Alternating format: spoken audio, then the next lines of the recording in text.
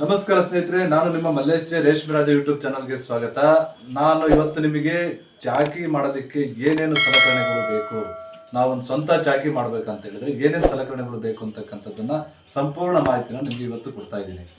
ನಾವು ಇವತ್ತು ಬಹಳಷ್ಟು ರೈತರುಗಳನ್ನ ನಾನು ವಿಚಾರ ಮಾಡಿದಾಗ ಕೆಲವರು ಹೇಳ್ತಾರೆ, ನಮಗೆ ಚಾಕಿ ಹುಳು ಸರಿರಲಿಲ್ಲ, ಚಾಕಿ ಹುಳು ಒಳ್ಳೆ ಹುಳು ಕೊಟ್ಟಿರಲಿಲ್ಲ, ಅವ್ರ ಹುಳು ಕೊಡಬೇಕಾದ್ರೆ ಅನ್ನಿಕೋಸ್ ಆಗಿತ್ತು, ಅಲ್ಲೇ ಚಾಕಿಲೇ ರೋಗ ಬಂದಿತ್ತು, ಏನಾದರೂ ರೋಗ ಬಂದರೆ ಚಾಕಿ ಹುಳು ಕೊಟ್ಟಿರಲಿಲ್ಲ ಅದಕ್ಕೆ ರೋಗ ಬಂದಿತ್ತು, ಈ ಥರ ಎಲ್ಲ ಮಾತಾಡ್ತಾರೆ.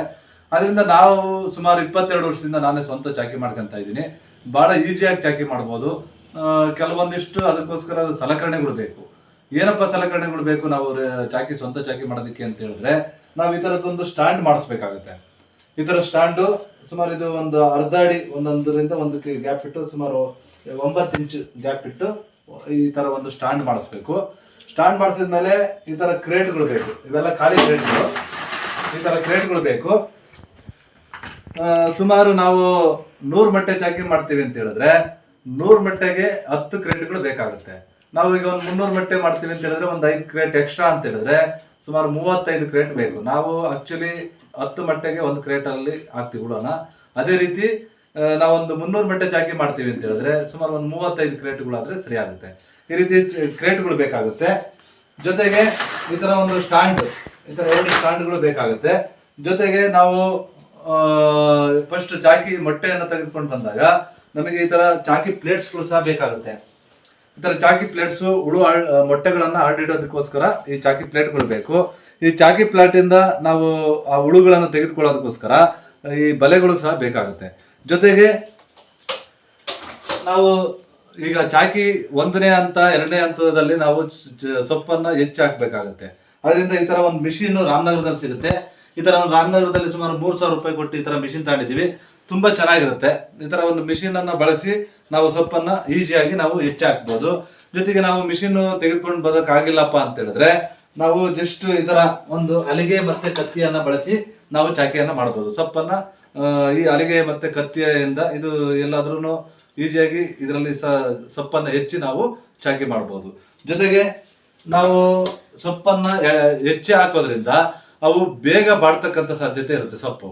ಆದ್ರಿಂದ ನಾವು ಈ ಪ್ಯಾರಾಫಿನ್ ಪೇಪರ್ ಅಂತ ಹೇಳಿ ಬರುತ್ತೆ, ರಾಮನಗರದಲ್ಲಿ ಸಿಗುತ್ತೆ. ಇದು ಹುಳುವಿನ ಹಾಸಿಗೆಗೆ ಕೆಳಗೆ ಮತ್ತೆ ಮೇಲೆ ಹುಳುಗಳ ಮೇಲೆ ಇದನ್ನ ಹಾಕ್ಬೇಕಾಗುತ್ತೆ, ಪ್ಯಾರಾಫಿನ್ ಪೇಪರ್ ಅಂತ ಹೇಳಿ. ಇದನ್ನ ನಾವು ರಾಮನಗರದಲ್ಲಿ ಸಿಗುತ್ತೆ. ಇದನ್ನ ಸಹ ನಾವು ಬಳಸಿ ಮಾಡಬೇಕಾಗುತ್ತೆ.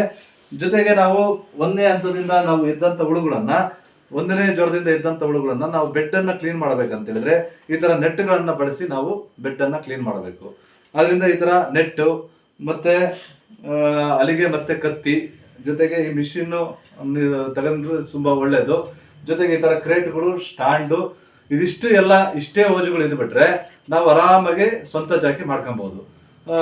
ಸ್ವಂತ ಚಾಕಿ ಮಾಡೋದ್ರಿಂದ ನಮಗೆ ನಮ್ಮ ಹುಳುಗಳನ್ನ, ಕಡಿಮೆ ಪ್ರಮಾಣದಲ್ಲಿ ಇರ್ತಕ್ಕಂಥ ಹುಳುಗಳನ್ನ ನಾವು ಬಹಳ ನೀಟಾಗಿ ಯಾವ ಹಂತಕ್ಕೆ ಯಾವ ಸೊಪ್ಪು ಬೇಕು ಆ ರೀತಿ ಹಾಕಿ ಬಹಳ ನೀಟಾಗಿ ನಾವು ಮೇಂಟೈನ್. ಟೆಂಪ್ರೇಚರ್ ಮೀಟರ್ ಸಹ ನಮಗೆ ಬೇಕು. ಆಗಾಗ ನಾವು ಚೆಕ್ ಮಾಡ್ಕೊಳ್ಬೇಕಾಗುತ್ತೆ.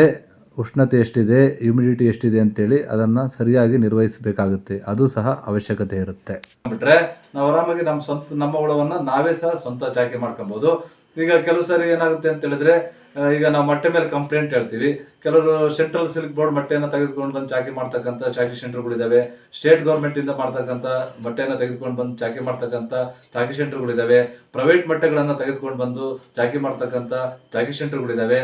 ಈಗ ನಾವು ಬೇಕಾದ್ರೆ ಎಲ್ಲಿ ಒಳ್ಳೆ ಮೊಟ್ಟೆ ಸಿಗುತ್ತೆ ಅಂತೇಳಿ ನಾವು ತಿಳ್ಕೊಂಡು ಅಲ್ಲಿ ಮೊಟ್ಟೆಯನ್ನು ತಂದು ಆರಾಮಾಗಿ ನಾವು ಸಹ ಒಂದು 8 ದಿವಸದಲ್ಲಿ ಸುಮಾರು, ಈಗ ಇವತ್ತೇನಿಲ್ಲ ಅಂತ ಹೇಳಿದ್ರೆ ಒಂದು 100 ಮೊಟ್ಟೆ ಅಂತ ಹೇಳಿದ್ರೆ 5,000 ರೂಪಾಯಿ ರೇಟ್ ಇದೆ.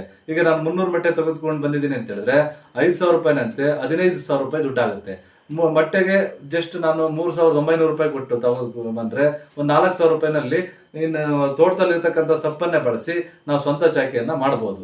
ಇದರಿಂದ ನಮ್ಮ ಹುಳುವನ್ನು ನಾವೇ ಮೇಸೋದ್ರಿಂದ ಹುಳುಗಳು ಬಹಳ ಸದೃಢವಾಗಿ, ಕಡಿಮೆ ಹುಳುಗಳನ್ನ, ಈಗ ಚಾಕಿ ಸೆಂಟ್ರಲ್ಲಿ ಏನ್ ಮಾಡ್ತಾರೆ ಅಂದ್ರೆ 10,000 ಮೊಟ್ಟೆ 15,000 ಮೊಟ್ಟೆ ಈ ತರ ಹುಳುಗಳನ್ನ ಚಾಕಿ ಮಾಡಿ ಅವರು ಅದಕ್ಕಿಂತಲೂ ನಾವು ಒಂದು 300 ಮೊಟ್ಟೆ ಅಂದ್ರೆ ನಾವೇ ನಿಗಾ ವಹಿಸಿ ಮಾಡೋದ್ರಿಂದ ತುಂಬಾ ಅದ್ಭುತವಾಗಿ ಹುಳುಗಳು ಬರ್ತವೆ.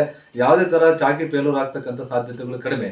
ಆದ್ರಿಂದ ಪ್ರತಿಯೊಬ್ಬರು ಸಹ ನೀವು ಸ್ವಂತ ಚಾಕಿಯನ್ನು ಮಾಡೋವಂಥವ್ರು ಆಗ್ಬೇಕು ಅಂತೇಳಿ ನಿಮಗೆ ಚಾಕಿ ಒಂದು ಪೂರ್ತಿ ಒಂದು ಮಾಹಿತಿಯನ್ನು ನಿಮಗೆ ಕೊಡ್ತಾ ಇದ್ದೀನಿ. ಎಲ್ಲರೂ ಇದರ ಸದುಪಯೋಗ ಪಡಿಸ್ಕೊಂಡು ನೀವೆಲ್ಲರೂ ಸಹ ಸ್ವಂತ ಚಾಕಿಯನ್ನು ಮಾಡಿ ಯಶಸ್ವಿ ಆಗ್ರಿ ಅಂತೇಳಿ ನಿಮ್ಮಲ್ಲಿ ಕೇಳ್ಕೊಳ್ತಾ ಇದ್ದೀನಿ. ನಮಸ್ಕಾರ ಸ್ನೇಹಿತರೆ.